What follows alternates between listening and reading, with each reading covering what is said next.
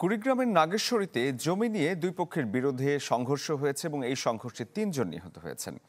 আরও বিস্তারিত খবর জানাতে আমাদের সাথে এই মুহূর্তে সরাসরি যুক্ত হয়েছেন সহকর্মী গোলাম মাওলা সিরাজ।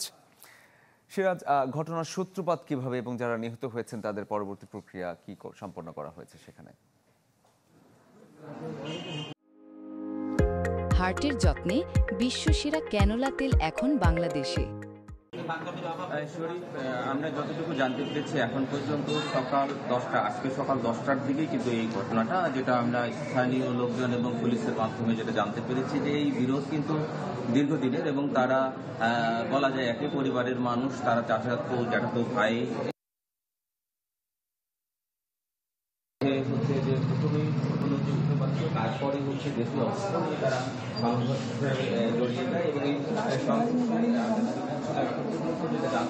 আমরা যেটা জানছি যে যে 3 জন মারা গেছে উভয় পক্ষের, অর্থাৎ এইটি নাগেশ্বরী উপজেলার সন্তোষপুর ইউনিয়নের পূর্ব হাইলয় এলাকার মূলত ঘটনা। সেখানকার নূর মোহাম্মদ এবং আলতাফ হোসেন এই দুটি পক্ষের মধ্যেই কিন্তু আজকের এই সংঘর্ষের ঘটনাটি ঘটেছে এবং নূর মোহাম্মদের পক্ষে 2 জন মারা গেছে। আমরা যেটা জেনেছি ইরশাদ এবং কুলসুম, এবং তারা কিন্তু স্বামী স্ত্রী মারা গেছেন এবং অপর পক্ষের আলতাফ হোসেন তিনিও কিন্তু মারা গেছেন।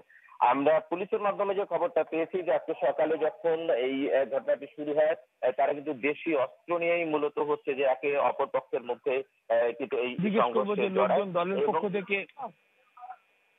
এ পর্যন্ত হচ্ছে আমরা যেটা জেনেছি নাগেশ্বরী স্বাস্থ্য কমপ্লেক্সের সূত্রে এখন পর্যন্ত এখানে কিন্তু 6 জন আরো এসেছে আহত, তাদের মধ্যে 4 জন। এবং আমরা যেটা জেনেছি যে পুলিশ সুপার এবং নাগেশ্বরী থানার আছেন, তারা কিন্তু সেখানে এই ঘটনার তদন্ত করছেন।